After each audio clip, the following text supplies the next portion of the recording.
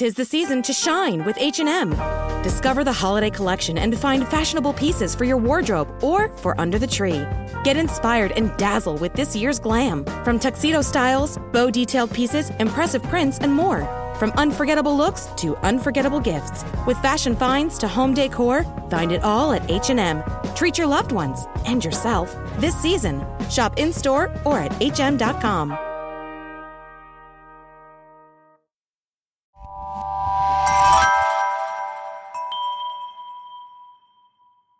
Slow Burn Media, an evergreen podcast, presents Who Killed, a podcast that provides a voice for the voiceless. The way I describe it is on a snowy day, Sarah would be up at 6 years of age, 7 years of age, 8 years of age, and she'd be out doing runs on the hill, on the sled. And I used to, Mother, you're wet, you're going to school wet, wait till 3 o'clock in the afternoon. You can wait till 3 o'clock. She'd say, Mom, what if the sun comes out and there's no snow? I got to do it now. And she lived her life that way, her short little life of 9 years, in utter joy, completely loving life. And I guess that's the hardest part. She loved life so much. And Barbara, you certainly don't have closure because you don't know where Sarah is. Well, every investigator who's worked on the case feels without question that she was kidnapped and murdered shortly after she was taken and her body disposed of so that we will never find it. So that that piece is reality to me. But I think what we all share is that we would do anything, and I speak for all of you, that no parent or family or friends have to go through what we've gone through, that the justice system doesn't serve the victim and the victim's family. Yeah, this is a residential area in Wayland. You've lived here 6 weeks. Sarah has a bowl of Jell-O, says, I'll see you later, Dad. For the first time, I'm going to walk without my dog because she was shy and she was getting brave. And on a very busy street. Did they have to work very hard to get her into that car? Oh, yeah. They figure about an hour. Hello and welcome to this week's episode of Who Killed. I'm your host, Bill Huffman, and this is a Slow Burn Media, evergreen podcast, and killer podcast production. And on this week's show, we'll be examining the case of the 1985 abduction of Sarah Pryor from Wayland, Massachusetts. I would like to thank a listener for suggesting this story, as I've done episodes on the cases of Molly Bish and Holly Pirrainen, and the listener suggested I look into the case of Sarah Pryor. While doing so, I also found another case connected loosely to the Pryor case, and that is 16-year-old Cathy Malcolmson. Cathy was on her way to work at the IGA supermarket when she was abducted, and she's actually never been found. The listener, who is from the Massachusetts area where these abductions took place, said there had been some talk that Sarah's case may also be connected to Holly and Molly's cases. So I decided to look into the Pryor mystery, and I was a little surprised by what I found. One of the similarities I began to see was the geography of the area and how close these incidents took place to one another. Where Sarah was taken from is an hour from where Holly went missing, but all these cases occurred just off the Massachusetts Turnpike. Now, it may be a stretch to think these cases could be connected, but it doesn't mean that the idea should be totally discounted. There are books and documentaries that talk about how the construction of the interstate enabled a new type of killer. They basically suggest the idea that it became easier to get from one scene to another with much greater ease. Whatever the case, these three were close to the turnpike, and you can read into that angle as much as you'd like. Another thing that stood out to me was the progression of ages of the victims. Sarah is the youngest at 9 years old, followed by Holly, who was 10, and then Molly, who was 16. Now, these all occurred at different points in time, so I'm just saying that I find the ages interesting. I don't really have a reason for why that may matter, but I just think it's worth noting in my honest opinion. So thank you again to the listener for the suggestion, and let's jump into this week's episode of Who Killed Sarah Pryor. October 9th, 1985 was a typical cool day in New England. 9-year-old Sarah Pryor decided to leave her parents' house to check out her new neighborhood. She had just moved to town only 6 weeks before. And like any other 1980s child, she put on some music in her Walkman and went on an exploration of her new stomping grounds. It was just a month and a half before that Sarah and her parents and her 15-year-old sister and 17-year-old brother had moved to the area from McMurray, Pennsylvania. From all reports I've seen, she was just like any other adventurous child. Sarah wanted to know what her new world was all about, and she felt like there was no need to be concerned for her safety. I mean, Wayland is pretty rural. But she never returned, leading her family into what her father, Andrew, described to the press at the time as, quote, an horrendous nightmare.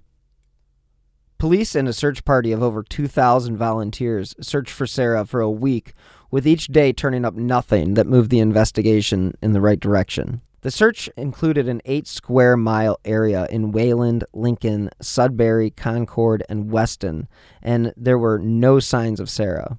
Mounted police and volunteers on horseback, along with the Boston PD's K-9 unit, participated in the expansive search.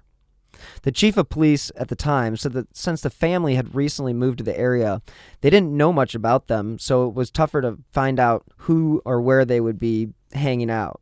What the chief didn't realize at the time was this was going to become a mystery that he would actually be connected to for the rest of his life. And I'm sure most police officers or detectives don't think about how a case may impact them in the long term. But as listeners of this program know, Chief of Police Mark Spetzel has been connected to the Amy Mahalovic case for the entirety of his career. It's always a possibility when you catch a missing person case that it will stay with you forever. Not likely, but by all means possible. The Boston Globe reported in their 1985 October 15th edition that police said they were moving the investigation to Sarah's hometown in Pennsylvania. The search in McMurray, Pennsylvania did not turn up anything that had anything to do with Sarah. Investigators were actually forced to admit they only based the search on the belief that she may be feeling homesick since she had recently moved.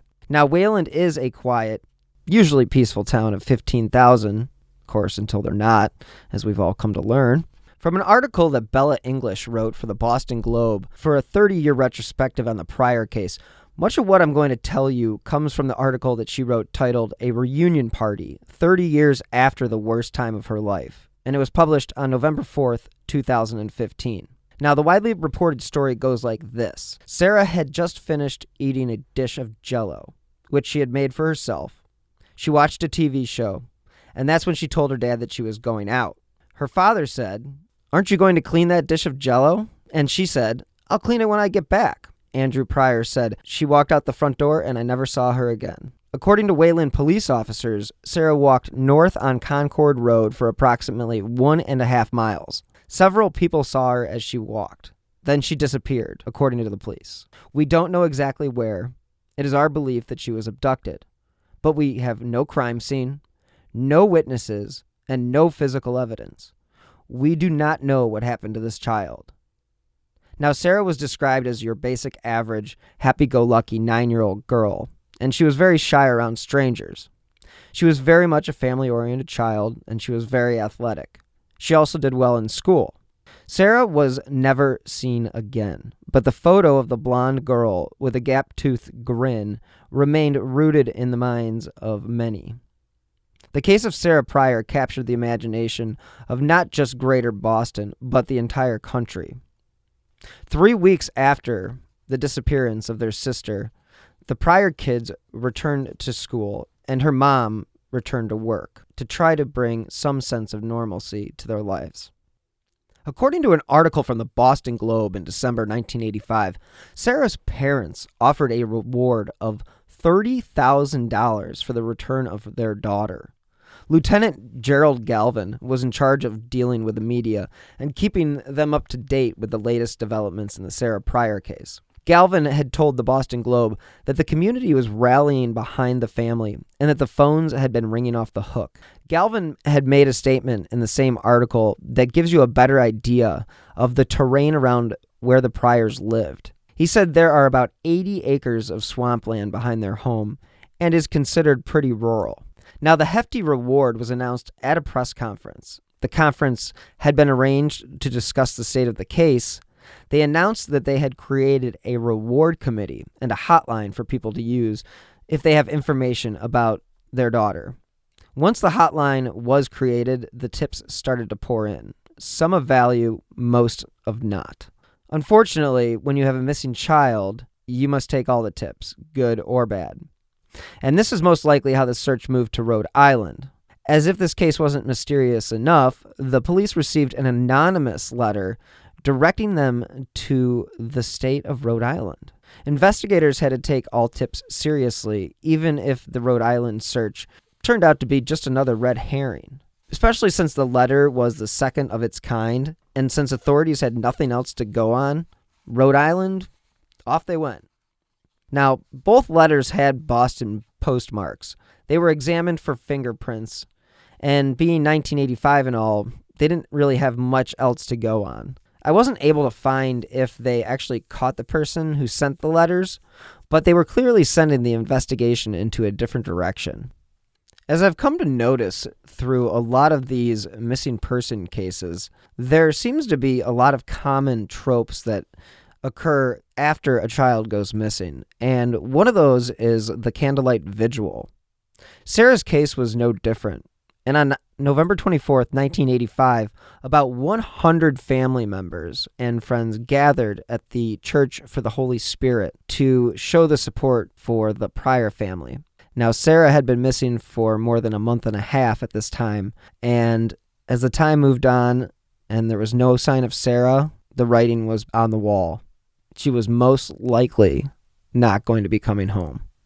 5 days after Sarah disappeared, the search was in full swing. Unfortunately, despite all of the searches and having all of their resources at their disposal, including helicopters, canine units, mounted police, they were unable to find any trace of the missing girl. As the days, weeks, and eventually months started to go by, the hard truth was beginning to set in. There was a real likelihood that she would never be coming home. Sarah would go on to miss holidays, birthdays, and all of the things a young girl should experience. While the police searched fruitlessly in Rhode Island, the search was halted during the holidays. And in my opinion, this would have been a good time for the investigation to take stock of what they have found, or whether or not they were following a bunk lead. As the one and only John Walsh says, it is vital for the family to keep the story in the news. It is one of those important and awful things that a parent has to do because the news is the news, and they do like to move on to the next story. The local news can be a family's best friend if they have a missing child. They can take more time to focus on the minutia of a search and also be there for any press conferences the family may hold.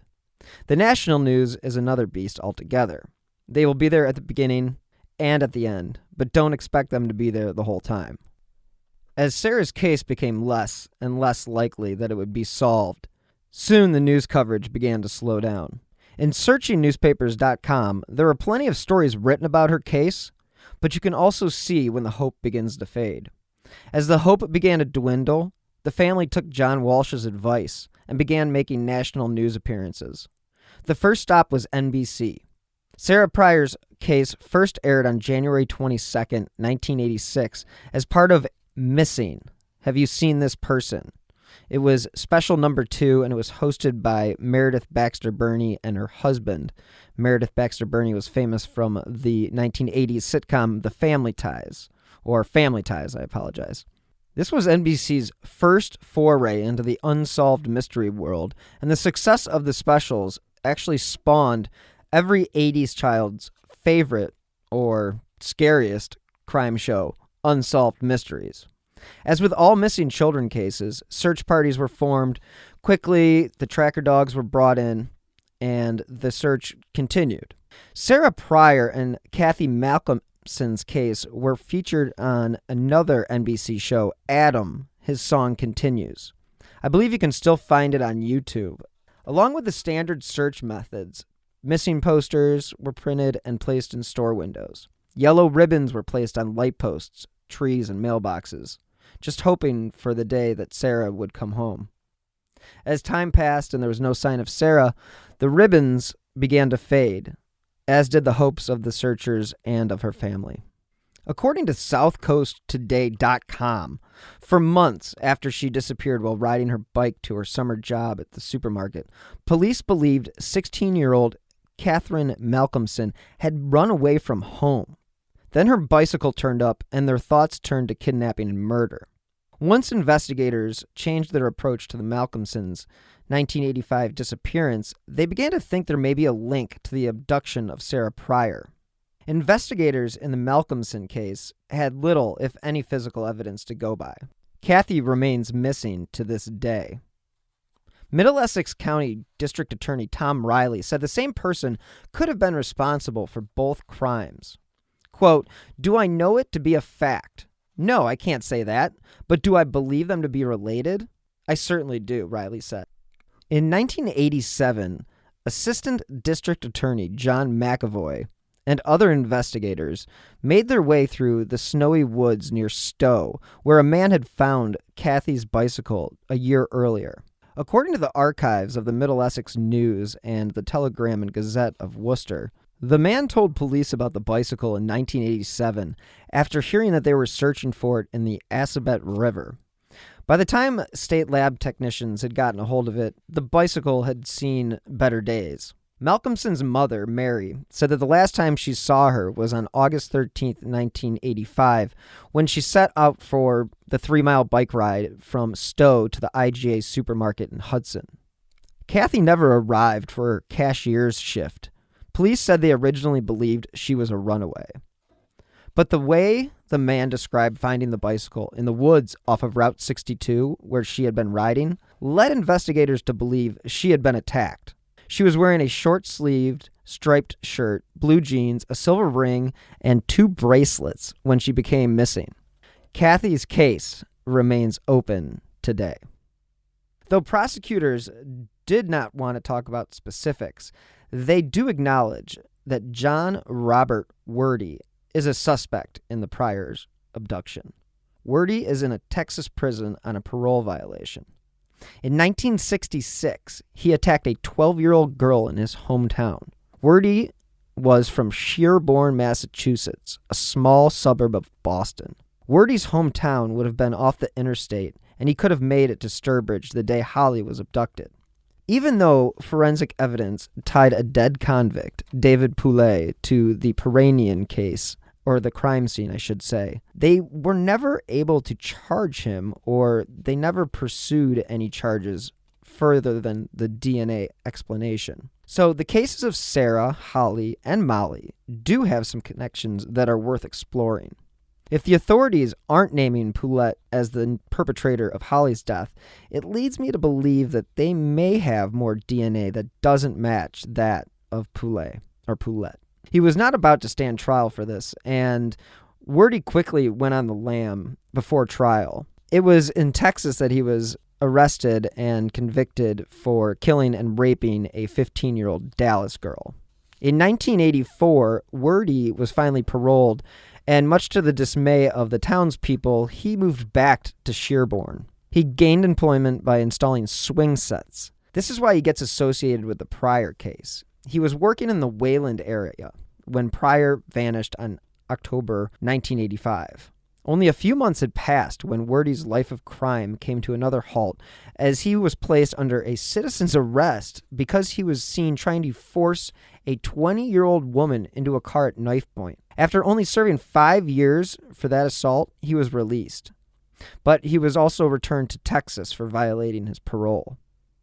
Werde was convicted in connection with the abduction attempt in Newton around the same time that Sarah disappeared. Police questioned Werde in the Pryor case, but they never charged him. As is common in missing child cases, her parents separated because being with one another just continues to produce so much grief. And when Sarah vanished in 1985, the Daily News reported that she was last seen walking along Route 126 in Wayland, which was near the Lincoln town line. In February 1986, the Boston Globe dropped a new theory that must have come from the police.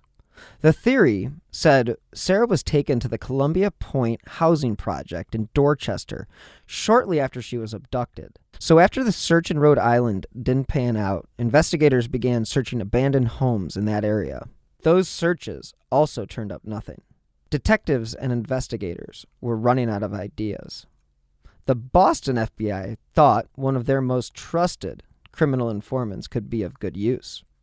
So the Boston Globe reported on September 12, 1997, about the length investigators were willing to go to find Sarah. And what happened next could be a scene right out of a Scorsese movie. Because what happened was investigators turned to reputed crime boss Whitey Bulger for help. Now, if you know the Amy Mihaljevic case that I have covered extensively, you'll know that Phil Torsney, who is a special agent on the task force for the Mihaljevic case, was also one of the agents that brought in Whitey Bulger when he was on the run. Just a little side note. So the FBI believed that he could help them gather information about the Pryor case. And what I'm going to read is most of the article because it's almost too crazy to believe. So from that article, it states, in what can only be described as a Hail Mary to solve the kidnapping of 9-year-old Sarah Pryor from 1985, the FBI turned to the infamous South Boston crime boss, James J. Whitey Bulger, for help. This, according to law enforcement sources. Bulger and Stephen the Rifleman Flemmy were secretly working as FBI informants when agents told them that a man from Bulger's South Boston neighborhood was suspected of abducting Sarah on October 9, 1985, from her Wayland neighborhood and killing her, sources said. This was when Bulger was still being used by the FBI, and he was still the king of the Boston undergrounds. He was so pissed off after being told the name of the suspect, as he reportedly paid at least 2 visits to the 22-year-old at the Lawrence House of Correction, where he was already serving time for breaking and entering. I can only imagine seeing this in some dramatized version, where a Bulger associate grilled the suspect about the 9-year-old's disappearance. Sources said Bulger stood ominously quiet nearby. The sources also said that later the terrified suspect told authorities he believed that Bulger's crew was going to kill him. Whatever tactics Bulger may have used to hear the suspect out, he later concluded to the FBI that the individual in custody probably had nothing to do with Sarah's kidnapping. Bulger was a mob boss with a penchant for torture, so one can only imagine how he came to this conclusion. But Bulger's instincts proved right. The FBI in Boston eliminated the man as a suspect when the woman who implicated him admitted that she was lying in an effort to collect a reward. Despite Bulger's efforts, Sarah remained missing, and the case remained unsolved. But the jailhouse episode is likely to inflame an ongoing debate being played out in federal court over the FBI's relationship with Bulger, who has been a fugitive since January 1995. Bulger's co-defendants, Flemmy, reputed New England mob boss Francis Cadillac Frank Salemi, and 3 alleged underlings, have accused the government of misconduct for failing to divulge information about its informants. When faced with a court order this year, the FBI conceded that Bulger and Flemmy were FBI informants from 1971 to 1990. The extent of their cooperation is detailed in documents that remain sealed. When asked about Bulger's assistance in the investigation, FBI spokesman Peter Ganares said, "I am not prepared to confirm nor deny the information." Law enforcement officials say it's appropriate and routine for investigators to reach out to underworld informants when trying to crack high-profile cases, especially when a life is at risk. But defense lawyers say it's dangerous to use a known criminal as an agent of the government. Quote, "If I was Sarah's father, I could care less how they found her killer," said prominent Boston defense lawyer Thomas M. Hoops, a former prosecutor and past chairman of the Massachusetts Bar Association's criminal section. But speaking as a defense attorney, it's a terrible thing for the government to use a guy like Whitey Bulger to go shaking down people and terrorizing them. Hoops said using an underworld figure like Bulger as an agent of the good is making the line that law enforcement likes to keep so bright non-existent. But an investigator familiar with the Pryor investigation said, "We were trying to solve a kidnapping and murder of a 9-year-old girl. We turned to Whitey and Stevie like you would turn to any other source. Who else are you going to use?" It was early 1986 when Laura Hawkins of Roxbury told investigators that she was with 2 men when they abducted Sarah Pryor, raped her, and killed her, and then dumped her body at the Columbia Point housing project in Dorchester. But the Roxbury and South Boston men identified by Hawkins insisted they were innocent and an exhaustive search of the projects by the FBI, Wayland, Boston, and state police failed to lead to Sarah. So investigators turned to Bulger and Flemmi, hoping that they could pressure the South Boston man into a confession. Quote, "The message was to tell us where the body was," said an investigator. Quote, "I don't think there's anything wrong with that." After flunking a polygraph, Hawkins admitted she had lied and was sentenced to 10 years in prison. Middle Essex District Attorney Thomas F. Riley, who has handled the prior investigation, said he was unaware of Bulger's involvement, but quickly added, quote, "But if it happened, I certainly appreciate the help and the intervention." Riley said it was, quote, "certainly a plus for Whitey Bulger if he was trying to help us." Norfolk District Attorney Jeffrey A. Locke, who prosecuted Hawkins' case, said he was also unaware of Bulger's involvement. Locke wouldn't comment on the appropriateness of the FBI's use of Bulger, but noted that generally informants are invaluable tools to criminal investigations. So it was basically one of those things that you would literally see in a gangster film, where they turn to the most notorious crime boss to try to get the information that the police were looking for. So, in my opinion, if Whitey Bulger believed the suspect wasn't the guy, then he wasn't the guy. But in another note regarding Bulger, he would go on the lam in 1995 when he was tipped off by his FBI handler and friend John Connolly. And a federal jury in Massachusetts convicted John Connolly in 2002 for protecting Bulger's gang from prosecution and tipping them off about informants in their ranks. He was sentenced to 10 years in federal prison in that case. Now, in South Florida, jurors convicted Connolly of murder for telling Bulger and his cohort that an executive with the Highlight operation in Miami might cooperate in the probe of an earlier mob murder. Bulger sent a hitman to fatally shoot the executive, John Callahan. His body was found in the trunk of a Cadillac at Miami's International Airport. Whatever friends Connolly thought he had in the underworld abandoned him and then testified for the prosecution. Sarah Pryor's case would remain a missing person until a discovery in 1995 changed the circumstances of the search. From an interview from Patch.com, Wayland Police Chief said that his biggest unsolved case is the disappearance and murder of 9-year-old Sarah Pryor. It was in 1995 that a hunter was making his way through the woods with his dog when he discovered a skull fragment, and it was that skull fragment that was turned over to the medical examiner.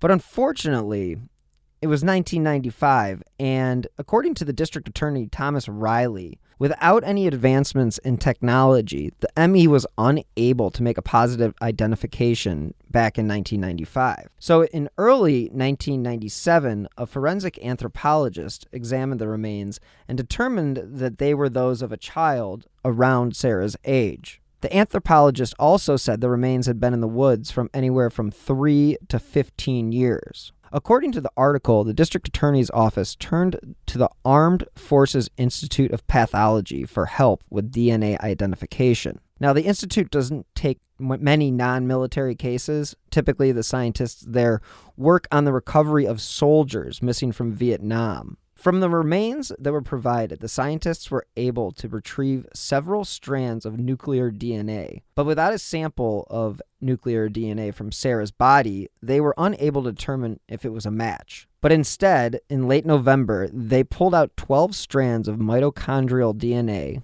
a type of DNA passed from mother to daughter, and that's when Riley's office asked Barbara Pryor and her daughter Meg for blood samples. The samples, which went to the laboratory December 22nd, 1997, showed that they had found the object of their search. The skull was that of Sarah Pryor. Residents said the neighbor who found the skull in the woods was told by police not to tell anyone. So when the hunter made his discovery and he thought the fragments seemed out of place, he definitely did the right thing by turning the bones over to the medical examiner. But with the bone fragments being found only 4 miles from Sarah's home, I think it makes the discovery a little bit more interesting and a little bit more concerning. The science used to determine the bones were from Sarah came from mitochondrial DNA, and this is the type of DNA that is passed from mother to daughter. And it would taking some time to make a positive identification, but they finally announced that it was Sarah in January 1998, and the family actually laid her to rest on the day that she would have turned 22. It was at this point the mysterious disappearance went from a missing child to a murder case. The case remains unsolved, but police and the district attorney believe they have a prime suspect. A month after Sarah went missing, a paroled murderer became the prime suspect when he attempted to kidnap a young girl from a nearby neighborhood. Circumstantial evidence placed him on Sarah's path the day of her disappearance. That is despite a questionable confession and multiple suspects throughout the years. Their prime suspect failed 2 lie detector tests after Sarah was abducted. Texas killer John Werty is the man authorities believe is responsible for both murders. Werty is a Massachusetts native who investigators believe kidnapped both Sarah Pryor and another girl, Cathy Malcolmson, 17, whose remains were never found. Werty was charged with trying to kidnap a Newton woman at knife point a month after Sarah's disappearance. After serving 5 years for attempted kidnapping, he was transferred back to Texas for imprisonment on a parole violation. Werty is serving a life sentence in that state for the 1967 murder of 15-year-old Rose Marie Martin. He comes up for parole every 5 years, and Barbara Pryor has said she will do everything in her power to keep him behind bars. The investigation into Sarah's disappearance was unable to find any sign of her. The authorities were pulling out all the stops. They used psychics, TV, talk shows, hotlines, posters, and even turned to one of Boston's most notorious gangsters for help. So let's take a moment to look at a few factors that were at play in 1985. Sarah was 9 years old when she disappeared on October 9th. She went for a walk on a sunny afternoon near her home in Wayland, Mass. The family had just moved from Pittsburgh just 6 weeks earlier. The case of Sarah Pryor wasn't just local, but it went national. This was the day before Amber Alerts, so there wasn't much communication between authorities. And this was an era where kids had a lot more freedom than kids have today. So much like Chief Mark Spetzel, the police chief in Wayland has been with the Pryor disappearance since the beginning. And he, quote, says, Sarah's disappearance changed the rules for kids playing. They had the full run of the playground before, and after, parents throughout the country insisted on knowing where their children were. You can tell by listening to Barbara Pryor that she has become very comfortable with the idea of talking about the disappearance of her daughter. And it is very important to note that Miss Pryor would go on these shows while her daughter was actually still missing. She put herself out there and was a rock for people who needed her. And really, it's amazing what strength that this woman had. I cannot imagine the pain that this must have caused, but it is just another example of how strong people can be. In a really weird sort of events, a very odd discovery in Germany took place in 1987, and that was when an American journalist was visiting Germany and was looking at the western side of the Berlin Wall when he noticed a scribbling and wrote it down. In the graffiti, it stated, Sarah Pryor, wherever you are, we love you. Age 9, missing, October 9th, 1985, Wayland, Massachusetts, USA, God love you. Now, the reporter recorded this in his notebook, and it actually prompted an article by Bob Greene of the Chicago Tribune in an article titled A Peculiar Find About a Missing Girl. And Greene writes, American journalist Martin Yant was traveling in Germany, and he made a point of visiting the Berlin Wall. He was surprised at one thing. The western side of the wall was covered with graffiti. Some of it was artistic and colorful. Some of it was merely slogans written in German. How odd, he thought. Somehow it had never occurred to him that there would be graffiti on the Berlin Wall. Yant was staring at the wall, and out of nowhere he saw something that startled him. Amid all the drawings and scrawlings and German words, there was that sign about Sarah. So what did it mean? Was there really a Sarah Pryor? Was she really missing?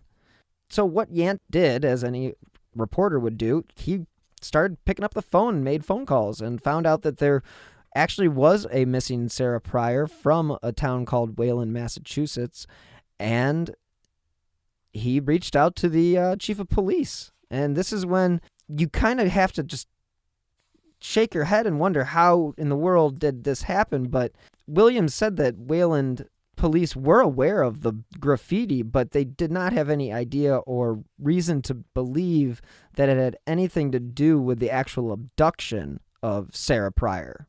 Even the police chief went on to say that it makes no sense at all. Asked if he had any theories about what happened to Sarah, his response was not the positive or the silver lining you've probably been looking for, because his response was, "My personal feeling, I do not believe that she is alive. I believe she was the victim of foul play. That is my personal opinion. We continue to investigate the case." Chief Williams said, "I work on this case every day. I made a promise to the parents that I will never stop." Williams said that Wayland is a quiet, peaceful town with a population of 15,000. Sarah Pryor, he said, was your basic, average, happy-go-lucky girl, and she was shy around strangers, as I had mentioned before. Again, as I had mentioned earlier, that one of the common things you see in missing children's cases is parents are apt to, one, not move because in case the child returns home, and two, they like to keep the bedroom exactly the same way when the child disappeared, and Sarah's bedroom was no different. I'm not exactly sure how long they kept it that way, but it was definitely one of those things that they did to keep the hope alive. You know, Barbara Pryor was never one to shy away from talking about her daughter, and from all the research I have seen, she was someone that people actually reached out to when they actually would have like a missing persons case of their own. And it's such a shame that she had to go through losing a daughter in such a horrific way. 34 years have now passed since the abduction and murder of Sarah Pryor. If her body had been found sooner, investigators may have more evidence to work with. But then again, this was 1985, and the word DNA was only something you'd hear in a research lab, if anywhere. So do I believe that these cases are all connected? I'm not sure. I believe some of these cases have common similarities, and the location of the highway cannot be understated. I think Holly and Molly cases are most likely connected, but I'm not convinced those cases are connected to Sarah's and Cathy's cases. Could they all be related? I wouldn't rule it out because the close proximity to the turnpike. It is unfortunate, but it is true. Truck drivers make the perfect serial killers.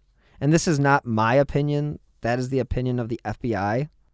They actually said during the announcement of the Highway Serial Killings Initiative, the nation's top law enforcement agency noted, quote, "If there is such a thing as an ideal profession for a serial killer, it may well be as a long-haul truck driver." The FBI went on to say in 2004, an analyst from the Oklahoma Bureau of Investigation detected a crime pattern. The bodies of murdered women were being dumped along the Interstate 40 corridor in Oklahoma, Texas, Arkansas, and Mississippi. An analyst and a police colleague from the Grapevine, Texas Police Department referred these cases to the Violent Criminal Apprehension Program, or VICAP, as it's better known, where the analyst looked at other records in the database to see if there were similar patterns of highway killings elsewhere. And it turns out there was.